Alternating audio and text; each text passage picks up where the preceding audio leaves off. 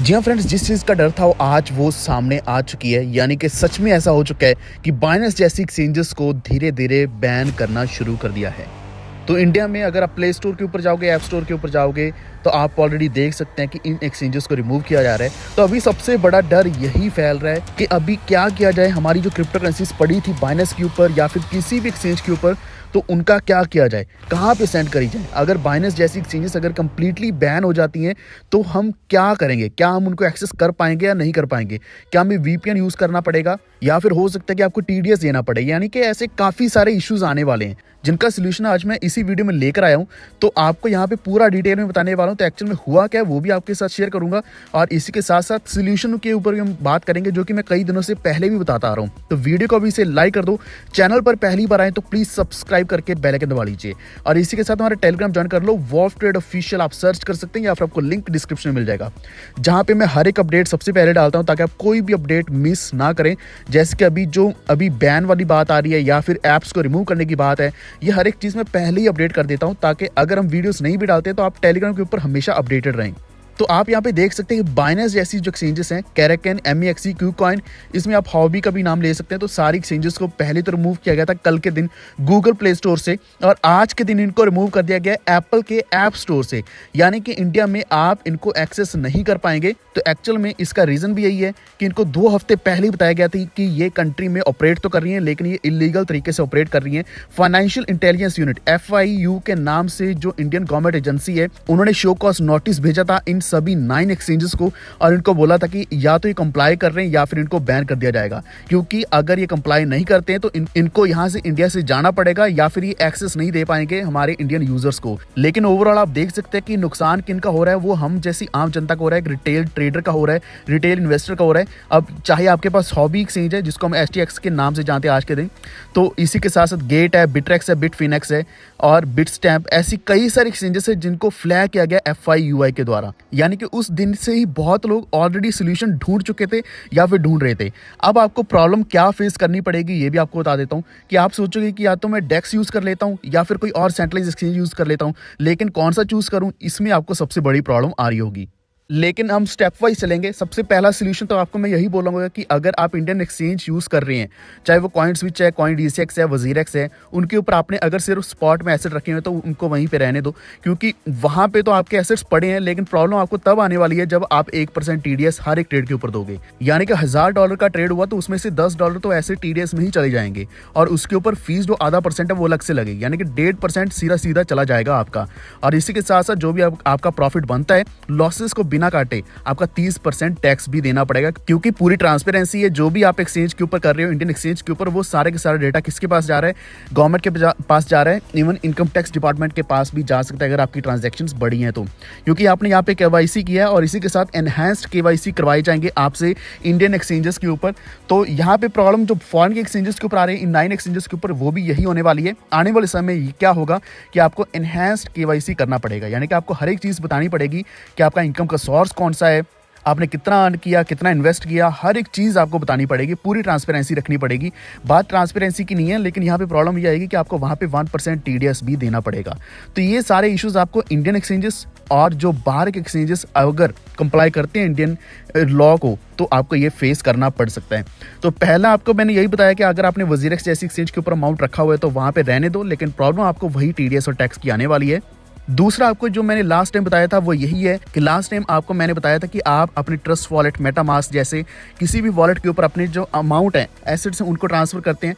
Transfer करके अगर आपने वहां पे रखे हुए तो उनको आप इजीली स्वैप कर सकते हैं। मैंने आपको डिफाई क्लब के नाम से एक एक्सचेंज बताया था जिसके ऊपर लोएस्ट फी थी, तो वहाँ पे आप स्वैप कर सकते हैं। अब यहाँ पे प्रॉब्लम क्या आने वाली है, डेक्स अगर आप यूज़ करते हैं, वॉलेट यूज़ करते हैं, तो वहाँ पे आप वैसे ट्रेडिंग तो नहीं कर पाओगे, क्योंकि वहाँ पे लिमिटेड ऑप्शंस ही रहते हैं।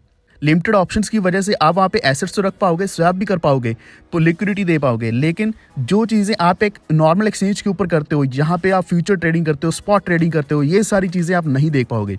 अब इससे अगला स्टेप जो है, थर्ड स्टेप जो आपको बताने वाला हूँ कि इसके अलावा भी कौन सा सोल्यूशन हो सकता है। अब आप कोई भी एक्सचेंज अगर चूज़ कर लोगे कि कोई भी एक्सचेंज आपने ले लिया, उसके ऊपर साइन अप किया, अमाउंट डाल लिया, सबसे बड़ा प्रॉब्लम क्या आएगा वहाँ पे? पहली बात ये कि लिक्विडिटी ही नहीं होगी। लिक्विडिटी कम होने की वजह से क्या है कि हमारे जो ऑर्डर्स लगते हैं वो ऑर्डर्स अप्रूव ही नहीं होते या फिर बहुत लेट अप्रूव होते हैं। इसका दूसरा रीज़न ये भी रहता है कि उनके ऊपर प्रीमियम बहुत ज़्यादा होता है। फॉर एग्जांपल अगर BTC $40,000 का मार्केट में है तो आपको 41,000 या फिर $41,500 का BTC मिल रहा है, जिसकी वजह से आप हज़ारों डॉलर तो इसी में ही पे कर देते हैं प्रीमियम की वजह से। तीसरी चीज़ उसमें ये आती है कि स्प्रेड बहुत ज़्यादा होता है। यहाँ पे हम प्रीमियम और स्प्रेड को थोड़ा एक जैसा बोल सकते हैं, क्योंकि स्प्रेड ज़्यादा होने की वजह से क्या है कि आपका ऑर्डर एग्जीक्यूट नहीं होता। जिस प्राइस पे आपने ऑर्डर लगाया, चाहे वो स्पॉट का है चाहे वो फ्यूचर ट्रेड का है, वो एग्जीक्यूट नहीं होता। एग्जीक्यूट ना होने का कारण यही रहता है कि स्प्रेड बहुत ज़्यादा होता है, जहाँ पे आपने लगाया वहाँ पे नहीं होता, ऊपर नीचे हो जाता है। और इसी चीज़ का सोल्यूशन मैं आपको जो आज बताने वाला वो यही है कि आप यहाँ पे Bitunix एक्सचेंज का मैं आपको एक लिंक दे रहा हूँ डिस्क्रिप्शन में, उसके ऊपर साइन अप करो। डेरिवेटिव एक्सचेंज है, ग्लोबल क्रिप्टो डेरिवेटिव एक्सचेंज, आपको पहले ही बताया था कि टॉप 20 एक्सचेंजेस में से एक है। और इसका अगर हम ट्रेडिंग वॉल्यूम की बात करें, ऑलरेडी इनका ट्रेडिंग वॉल्यूम भी बहुत ज़्यादा है, सबसे ज़्यादा इसके ऊपर ट्रेडिंग करी जा रही है। तो मैं लिक्विडिटी के हिसाब से ये आपको बताना चाह रहा हूँ, वरना वैसे एक्सचेंजेस काफ़ी सारी हैं, लेकिन लिक्विडिटी होगी तभी आपको ये फ़ायदा होने वाला है कि आप कौन सा एक्सचेंज यूज़ करते हैं, उसके ऊपर आपके ऑर्डर्स एग्जीक्यूट हो रहे हैं या नहीं। लास्ट टाइम आपको बताया था तो लगभग $7 बिलियन का ट्रेडिंग वॉल्यूम था, लेकिन आज के दिन आप देखोगे $11 बिलियन से भी ऊपर का ट्रेडिंग वॉल्यूम ऑलरेडी चल रहा है। यहाँ पे ओपन इंटरेस्ट भी $1 बिलियन से भी ऊपर का चल रहा है। तो ये ऐसा ही आप एक्सचेंज यूज़ करें या फिर चूज़ करें। मैं आपको यहाँ पे दिखा रहा हूँ कि बाकी जो ट्रेडिंग वॉल्यूम है बाकी एक्सचेंजेस के बहुत ज़्यादा कम है, और इसका $11 बिलियन से भी ऊपर जा चुका है। तो सबसे इंपॉर्टेंट एंड सबसे पहली चीज़ जो आपने नोटिस करनी है वो यही चीज़ नोटिस करनी है। तो आप यहाँ पे Bitunix के ऊपर जा सकते हैं, लिंक आपको डिस्क्रिप्शन में मिलेगा। इसके ऊपर मैं कई सारे वैसे ही आपके लिए कैंपेन्स लाने वाला हूँ, यानी कि आपको यहाँ पे एक्चुअल में साइन अप करते ही काफ़ी सारे बेनिफिट्स भी मिलने वाले हैं। जैसे ही आपने डिपॉजिट किया, आप अपने एसेट्स कहीं से भी कौन सी भी एक्सचेंज से लेकर आ रहे हो, तो यहाँ पे आपको उसके भी काफ़ी सारे बेनिफिट्स मिल जाएंगे, जिसमें आपको मैंने $100, $200, $300 तक के बेनिफिट्स ऑलरेडी बताए हैं। अगर आपको ये चीज़ें क्लियर करनी, नीचे कमेंट करो या फिर हमारे टेलीग्राम के ऊपर आ जाओ, क्योंकि वहाँ पे मैं हर एक अपडेट पहले ही देता हूँ। एंड फ्यूचर्स ट्रेडिंग कॉम्पिटिशन पहले ही चल रहा है, $1 मिलियन डिस्ट्रीब्यूट किया जाएगा, तो इस पूल में जो अमाउंट है ये भी आपका हो सकता है। तो अगर आपको ये डाउट है कि हाँ सारी एक्सचेंजेस इसमें आ सकती हैं, तो फिलहाल आपको बता दो कि सिर्फ 9 ऑफशोर एक्सचेंजेस को ही यहाँ पे स्क्रूटनी में लाया गया। उसका रीज़न ये था कि इनके ऊपर ट्रेडिंग वॉल्यूम सबसे ज़्यादा था, और वॉल्यूम तो चलो किसी भी एक्सचेंज के ऊपर हो सकता है, लेकिन इनको यूज़ किया जा रहा था मनी लॉन्ड्रिंग के लिए, टेररिस्ट फंडिंग के लिए। तो कोई भी एक्सचेंज अगर गलत काम करेगी तो वो स्क्रूटनी में आएगी ही आएगी, क्योंकि इलीगली ऑपरेट कर रही थी और टैक्स लॉस को बिल्कुल भी फॉलो नहीं कर रहे थे, जिसकी वजह से ये सब कुछ हो रहा है। और इसीलिए मैं आपको यहाँ पे सोल्यूशन भी बता रहा हूँ। तो आज के दिन अगर आप सोचोगे कि आप सारा अमाउंट इंडियन एक्सचेंजेस के ऊपर ले तो जाओगे, लेकिन प्रॉब्लम बहुत बड़ी फिर से फेस करनी पड़ेगी कि आप ट्रेड ही नहीं कर पाओगे। ट्रेड करोगे 1 सेकंड में आपके हज़ारों डॉलर ऐसे जाएंगे, TDS और यहाँ पे जो आपकी फीस जाएगी, उसकी वजह से आप सबसे बड़ी प्रॉब्लम फेस करने वाले हो, आपका अमाउंट बचेगा ही नहीं। जिस कारण मैं आपको यहाँ पे Bitunix का सब कुछ बता रहा हूँ। तो आप अभी से शिफ्ट हो जाओ, अपना अमाउंट जो ट्रांसफ़र कर लो। तो लास्ट डाउट मैं आप सभी का क्लियर करने वाला हूँ कि क्या अभी अमाउंट ट्रांसफ़र करना चाहिए या नहीं करना चाहिए, ये भी आपको बता देता हूँ। क्योंकि समय निकलता जा रहा है, 2 हफ्ते का समय लगभग हो रहा है, तो जिसकी वजह से एक्शंस हमें दिखने शुरू हो चुके हैं।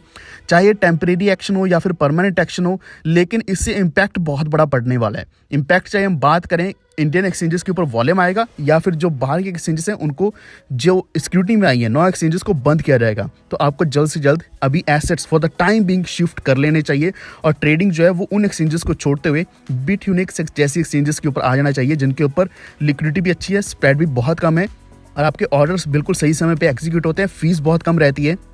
तो अगर आपको कोई और डाउट है नीचे कमेंट करो। अगर आपको ये वीडियो थोड़ा सा भी इन्फॉर्मेटिव लगा है, अच्छा लगा है, प्लीज़ वीडियो को लाइक एंड शेयर करते हुए हमारे चैनल को सब्सक्राइब करके बेल आइकन दबा लीजिए। ये वीडियो देखने के लिए धन्यवाद।